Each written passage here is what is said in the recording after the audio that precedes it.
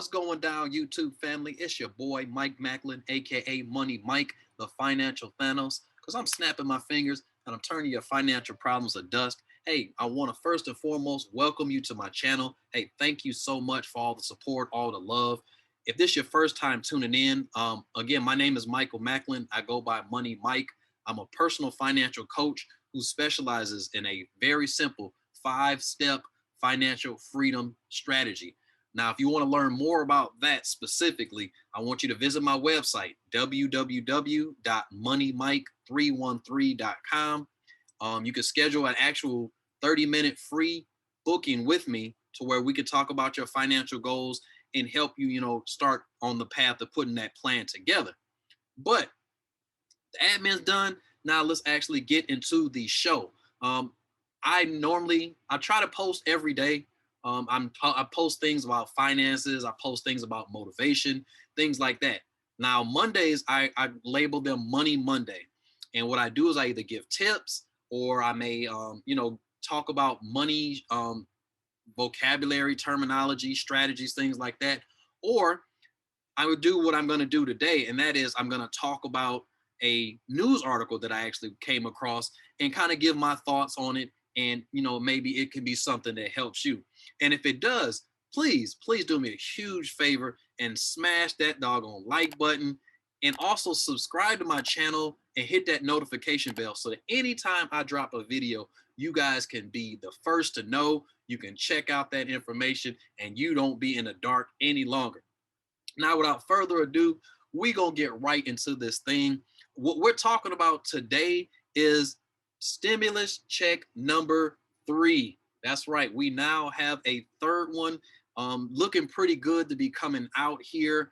Now, I want to talk about some of the details. I want to talk about specifically what the article is talking about.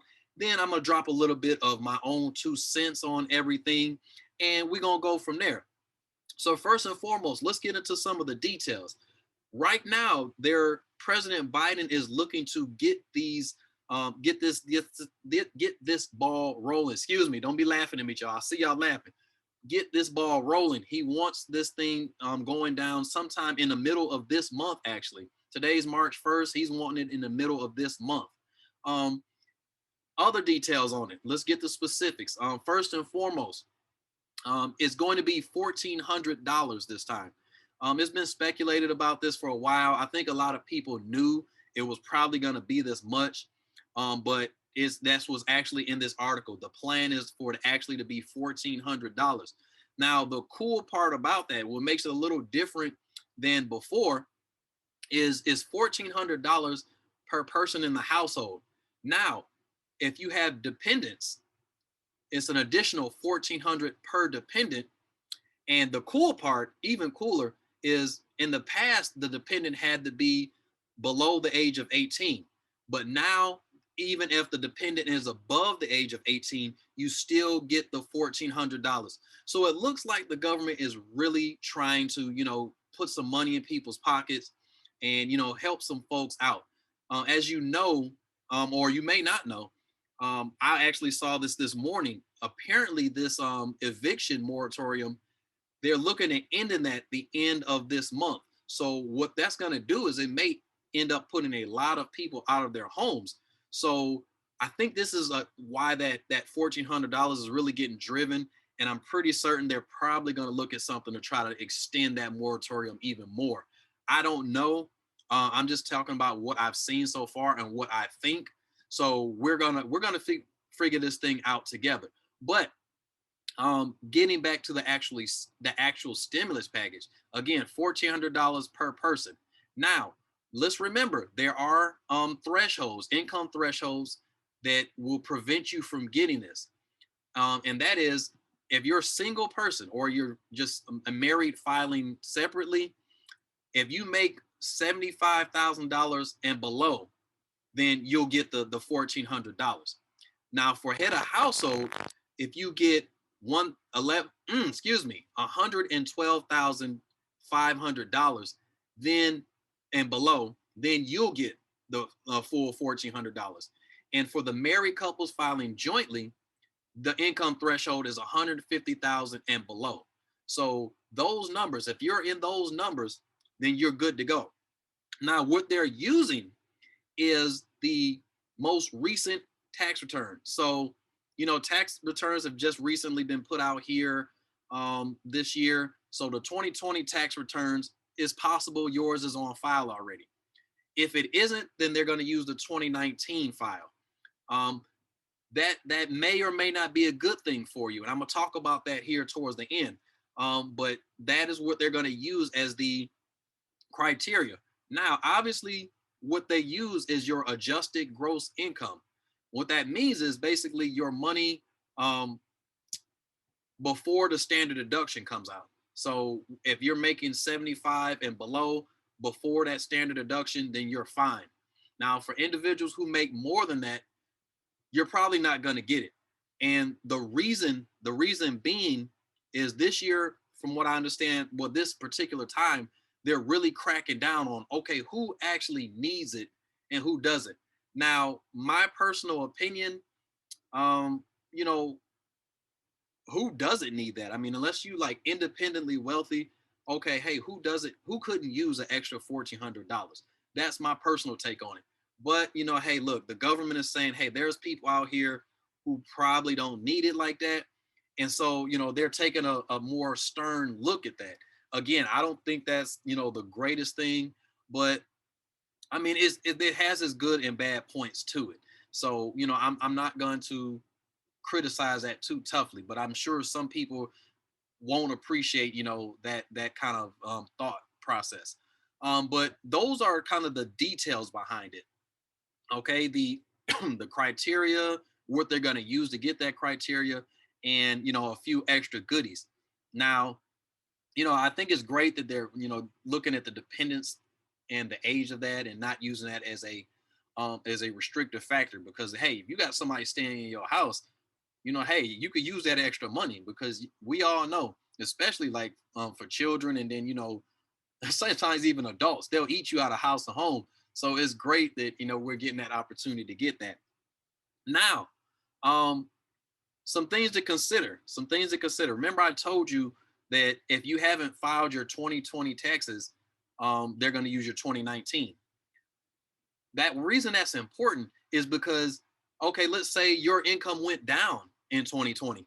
Okay, maybe you were kind of skating on the edge in 2019, but 2020, things didn't look so great. So the numbers came down for you. Um, if you don't have your tax return filed already, that may be a reason to seriously consider, hey, get that thing filed, is because you may end up not qualifying for it, um, if you don't have the most recent tax return. Because again, the government wants to see your real picture. They want to see, how affected you are by this pandemic. So you want to give them the most up to date information that you can, especially if your numbers went down. Now, if they went up, maybe hold off on that. But I'm not saying to do anything, to try to buck the system. But I'm just saying, hey, look, it is what it is. Get me? All right. So if you haven't already hit that like button, go ahead and take the opportunity to do that real quick before I move forward. Now, what I want to say to you, again, that's tip number one, is, hey, look, make sure your information is up to date. Get your most recent tax documents in there if you haven't already done so, especially if your numbers went down. Now, another point I want to make while we're talking about the stimulus and everything like that. Hey, listen, if you're in a situation where you really really need that, and maybe life is just throwing you a bad play or whatever, some other things that you may can look at, to kind of stimulate your own economy without waiting for the government. The first thing you may want to look at is, you may really want to take a look at your budget. I like take a real deep dive into it. Now, I'm not saying get down to beans and bread as your primary meals, but what I'm saying is, you want to look at some of the things that you're purchasing, um, especially for my people who may have habits that aren't the best, i.e., gambling, or smoking or drinking, things or you're a shopaholic. I'll even put that out there. If you're one of those people, you may want to take a serious look at that. Look at your budget, see where your money is going, and make a realistic decision and say, hey, listen, maybe some of these things got to go for a little bit. And who knows? I mean, I've seen people who have done this, and they end up with an extra $500, $1,000, $1,500 a month, back in their pocket. So instead of waiting on that 1,400 to come, I would say, maybe that's one of the first things you do is take a look at your finances.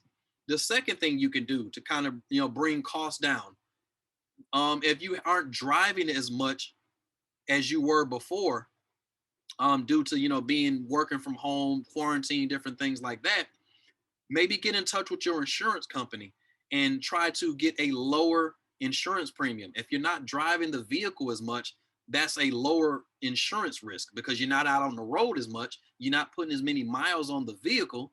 Okay, hey, maybe you get a discount. It doesn't hurt to ask.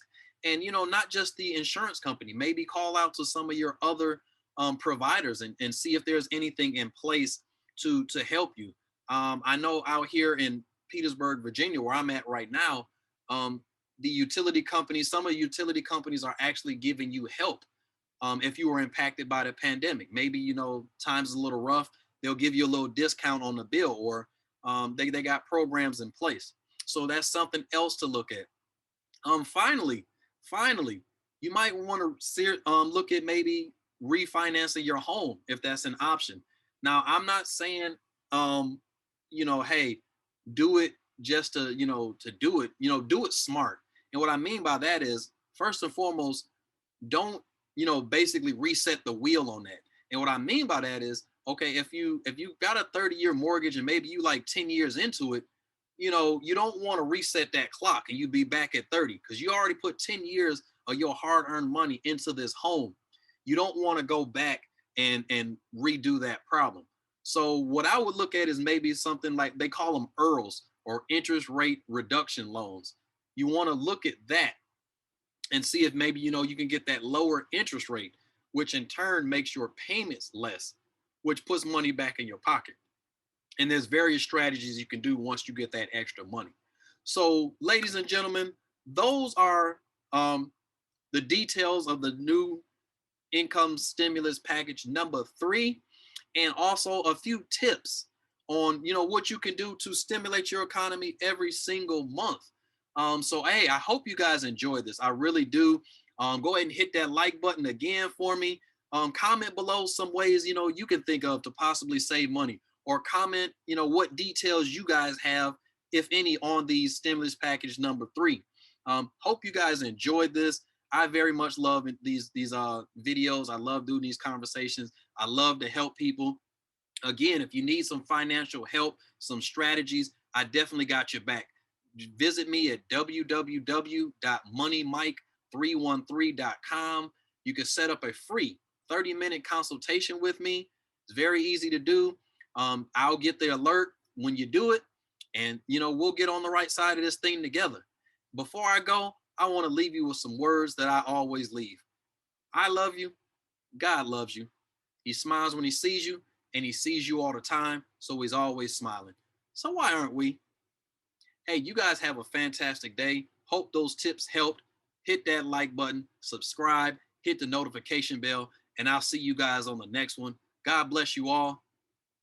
Gone. Damn, I ain't been broke in a minute. Damn, I ain't been broke in a minute.